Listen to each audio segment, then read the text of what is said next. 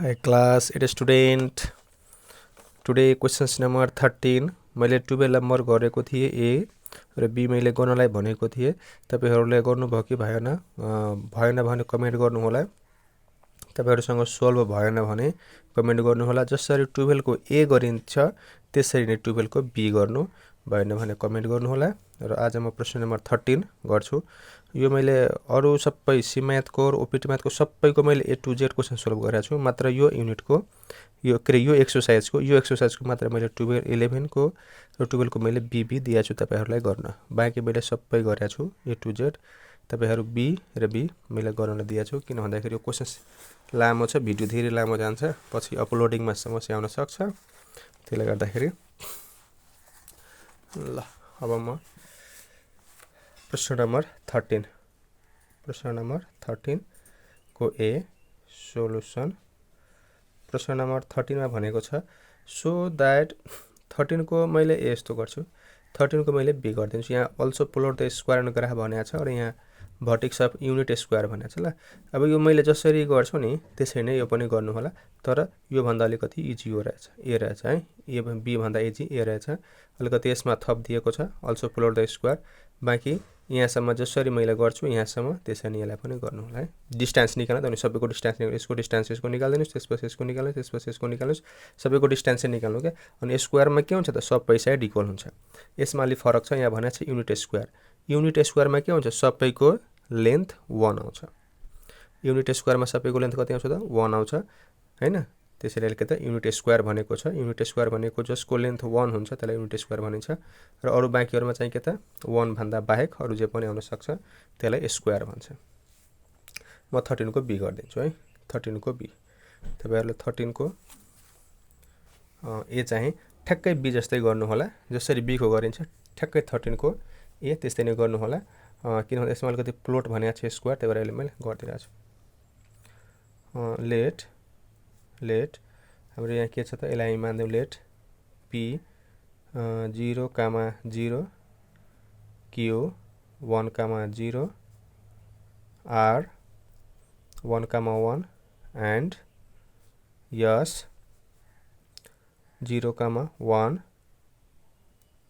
0, 1 0, 1 are the vertex vertices vertex of unit square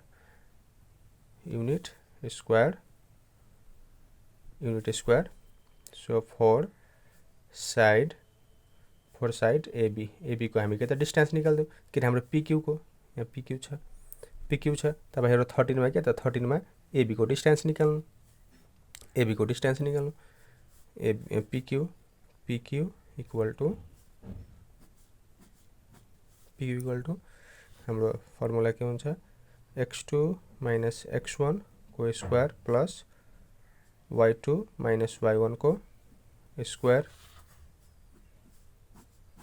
अब p र q हाम्रो x2 का छ त 1, x1 0, 1 minus 0 को स्क्वायर, y2 का छ 0, 0 0 को 0, 0 minus 0 को स्क्वायर। त्यही भएर हाम्रो चाहिँ यसको सिधै कति हुन्छ त 1 को स्क्वायर 1 युनिट।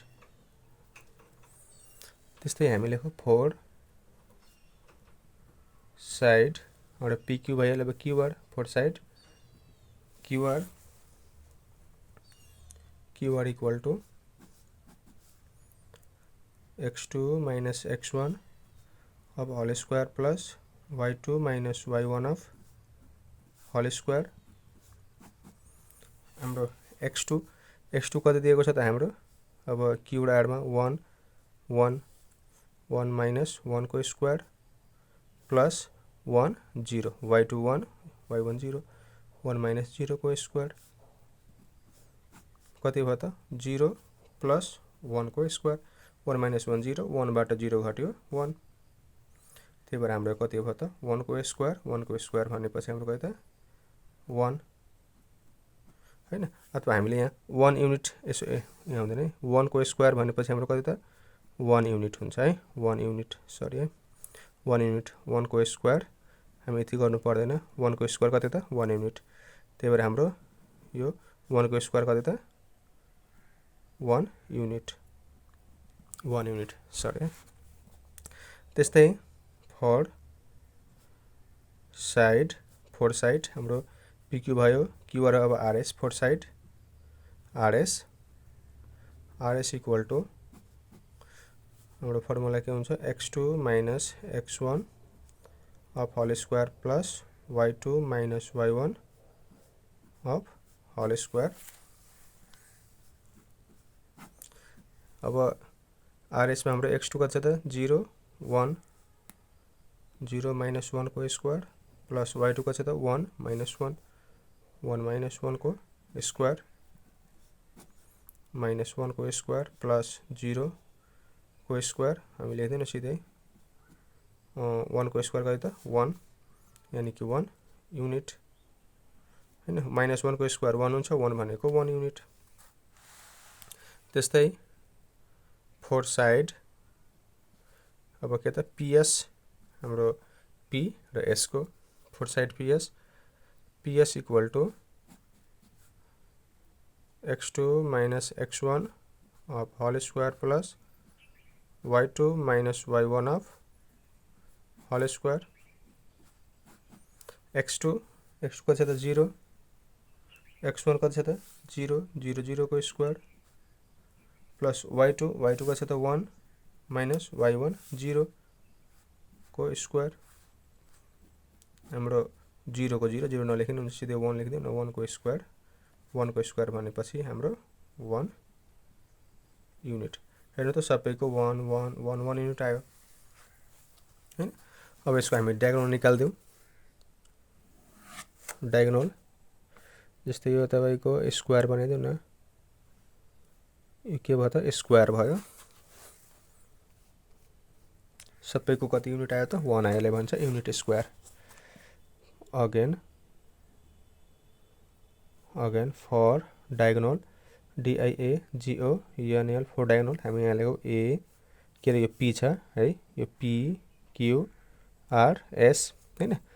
हाम्रो अब डायगोनल हाम्रो के हुन्छ त यो डायगोनल भयो, यो डायगोनल भयो, diagonal PR. Again for diagonal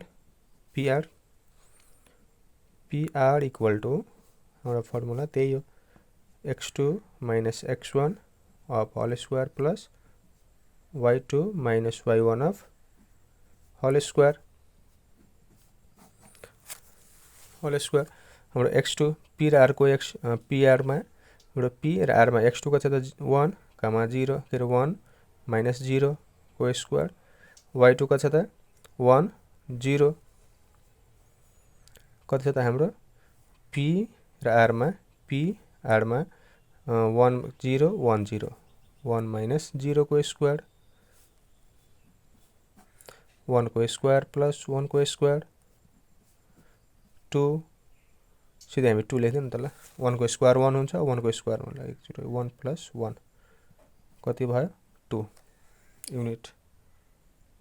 त्यस्तै for diagonal DIAGON for diagonal हाम्रो पीआर को भयो। अब क्यूएस को for diagonal QS equal to x2 minus x1 of whole square plus y2 minus y1 of whole square. अब PR को भयो अब क्यूएस में पनि के त 0 माइनस 1 को स्क्वायर। त्यस्तै y2 कति छ त 1 0 प्लस 1 माइनस 0 को स्क्वायर 1 को स्क्वायर प्लस हाम्रो यो 1 को स्क्वायर 1 प्लस 1 कति भयो 2 युनिट हैन। यसरी नै यो मैले जे गरे नि जसरी गरे ठ्याक्कै तपाईले चाहिँ के त तपाईहरुले 13 को ए मा यस्तै गर्नु। यहाँ एबी छ, तपाई एबी निकाल्नु, बीसी को निकाल्नु, सीडी को निकाल्नु, एडी को निकाल्नु यहाँसम्म हैन। त्यस्तै फेरि अब के त डायगोनल को निकाल्नु हैन, एसी को बीडी को डायगोनल को निकाल्नु, यतिसम्म गर्नुस् भइहाल्यो। यो ए को लागि है 13 को ए चाहिँ यतिसम्म गर्नुपर्ने हुन्छ भइहाल्यो। सो लेखौं हामी देयरफोर PQ बराबर QR बराबर RS बराबर PS बराबर 1 So that's why, so therefore, and diagonal and its diagonal diagonal diagonal is its diagonals are के त हाम्रो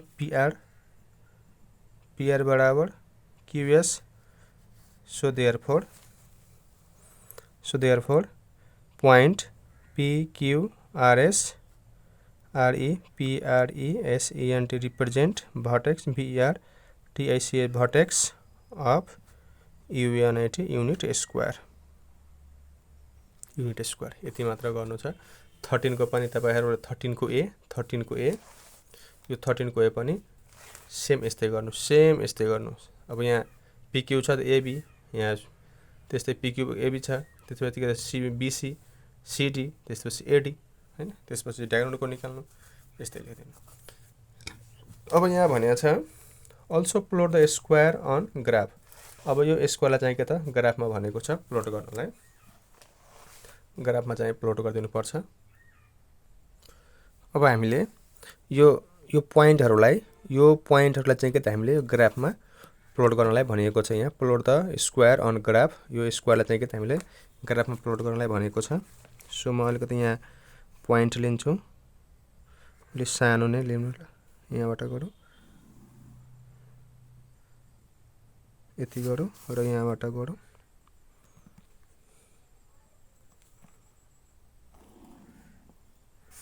यो चाहिँ हाम्रो के हुन्छ x, यो y, यो हाम्रो x ड्याश, यो हाम्रो के त y ड्याश हुन्छ. अब हाम्रो हेर्नुस् त ल, पहिला यो 0, 0, यही भइहाल्यो हैन, यही भइहाल्यो 0, 0. त्यस्तै हाम्रो कति त अर्को 1, 0, x कति त 1, x कति हुन्छ त हाम्रो 1, x भनेको हाम्रो यो 1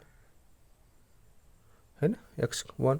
त्यस्तै हाम्रो अर्को के छ त 1, 1, x1 y पनि 1, x1 यो x1 y पनि 1 यहाँ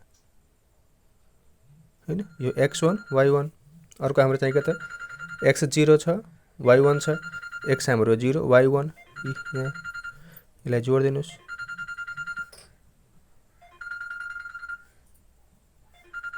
यो चाहिँ हाम्रो के भयो त यो स्क्वायर बन्यो. यो हाम्रो के हुन्छ त, यसलाई तपाईले यो P, यो Q, यो R, यो S भयो. यस्तै गरिदिनु छ, अरु केही गर्नु छैन. सो क्लास 8 स्टुडेन्ट्स, हाम्रो यो एक्सरसाइज 8.1 कम्प्लिट भयो. मैले तपाईहरुलाई 11 को B, 12 को B र 13 को मैले A गर्न दिएको छु. भएन भने मलाई कमेन्ट गर्नु होला, म त्यसलाई फेरि सोल्भ गर्छु. हस्त धन्यवाद. र च्यानललाई सब्स्क्राइब गर्नु भएको छैन, च्यानल पनि सब्स्क्राइब गर्नु होला, भिडियोलाई शेयर गर्नु होला. हस्त धन्यवाद. Thanks for watching.